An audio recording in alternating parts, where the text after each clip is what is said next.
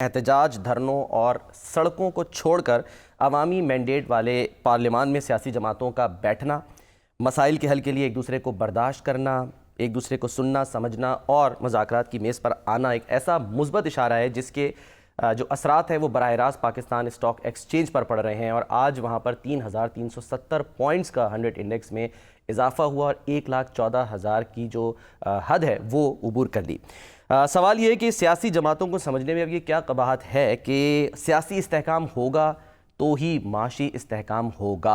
अब मुज़ाकरात की गूंज में सिविल नाफरमानी की आवाज़ें भी आ रही हैं और हम देख रहे हैं कि असद कैसर साहब और अयाज सादिक साहब की जो मुलाकात हुई है उसको बुनियाद बना के मुज़ाकरात की बात की जा रही है, लेकिन बाज़ रहनुमा इससे सरीहन इनकार भी कर रहे हैं। जैसे अता तारड़ साहब जो हैं वो कह रहे हैं, उमर अयूब साहब भी कह रहे हैं कि मुज़ाकरात तो अभी शुरू नहीं हुए। तो मुज़ाकरात हो रहे हैं, होंगे तो किन शराइत पर होंगे?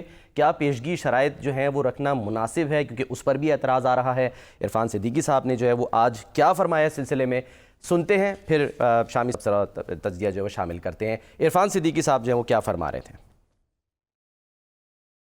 से बात नहीं करनी, पीपल्स पार्टी से बात नहीं करनी, ये उनका एक नुक्ता नज़र रहा है कि पहले वो ये सर्टिफिकेट जारी करें कि आया हम अब भी चोर हैं या नहीं हैं, क्या हम अब भी डाकू हैं या नहीं हैं। क्योंकि मुज़ाकरात के लिए शराइत नहीं होती हैं कि जी इस बात पे इस नुक्ते पे बात होनी है। जब कहते हैं कि जी हम सिविल नाफरमानी करेंगे, वो एक तलवार हमारे सर पे लटकाते हैं कि जी हमारे साथ बात करो वरना ये है तलवार, हम आपकी गर्दन उड़ा देंगे।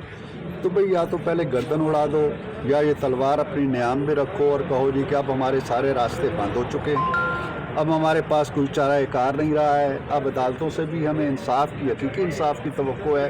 वो अदालतें जो किसी के फैज़ान करम से चलती थी वो ख़त्म हो चुकी हैं, तो हम मजबूर हो चुके हैं, बेबस हो चुके हैं, लाचार हो चुके हैं, लिहाजा हमसे बात करो। तो ठीक है, बात हो जाएगी।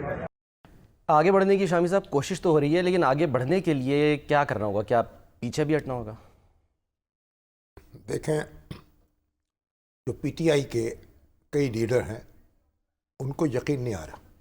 अच्छा, किस बात का? और वो बेचारे कभी इधर की बात करते हैं, कभी उधर की करते हैं।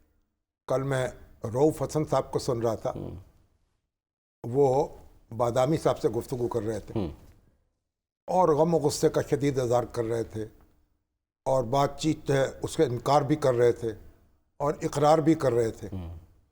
और इसी तरीक़े से जो उनके दूसरे रहनुमाए कई, उनकी समझ में नहीं आ रहा कि वो क्या रद्द अमल ज़ाहिर करें।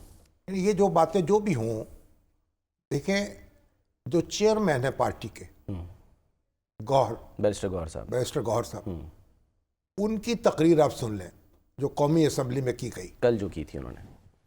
बस आप वही एक बुनियादी तकरीर है, बुनियादी नुक्ता है। अच्छा, उन्होंने ये कहा कि जनाब हम इस ऐवान के ज़रिए मसाइल हल करना चाहते हैं, इस ऐवान से इंसाफ चाहते हैं, इस ऐवान से इंसाफ चाहते हैं। फिर 9 मई के जो वाक़यात हैं उन पर धूल डालना चाहते हैं, आगे बढ़ना चाहते हैं। सही। अब इसके बाद जो छुट भैये हैं, कोई इधर का है, कोई उधर का है, कोई सूबाई है, कोई कौमी है, उससे क्या, उसकी बात जो है उसका क्या वजन रह जाता है? अच्छा, वो तो अपनी कम इल्मी का इजहार कर रहा है। सर, लेकिन पीटीआई में क्या बैरिस्टर गौहर का वजन है? क्योंकि वो तो उस कमेटी का भी हिस्सा नहीं है जो कि मुज़ाकरात के लिए बनाई गई है। चेयरमैन है ना, उनको चेयर ओहदे से अलग कर दिया गया नहीं। तो जब वो चेयरमैन है और फिर दूसरी बड़ी शख्सियत है इस वक्त इमरान खान साहब के बाद, सही, अगर शाह महमूद कुरैशी बाहर होते तो वो फिर मामलात को संभालते। तो जब वो चेयरमैन उनको बना दिया गया है और आखिरी खबरें आने तक उनका मनसब जो है बरकरार है, बिल्कुल, तो फिर उनकी बात को वजन देना पड़ेगा और दूसरे जो लोग हैं उनकी बातों पर तरजीह देना पड़ेगी इसको। अच्छा, तो मेरा ख्याल है कि एक जौहरी तब्दीली तो आ चुकी है। सलमान अकबर राजा साहब को सुन लीजिए, वो कहते हैं हम बातचीत के लिए तैयार हैं और हर सतह पे, हर अदारे से, इंसान हो या कोई फरिश्ता हो, ये भी कहा गया कि जी, और हुकूमत से भी और दूसरे लोगों में से। तो अब ये जो एक बुनियादी तब्दीली है ये तो आ चुकी है। अब जिन लोगों को इसकी खबर नहीं है या उनसे मशवरा नहीं किया गया या उनको एतमाद में लिया, अब वो टामकटोइयाँ मार रहे हैं सही। और अब उनकी टामकटोइयाँ, उनसे आप लुत्फ अंदोज होते रहे।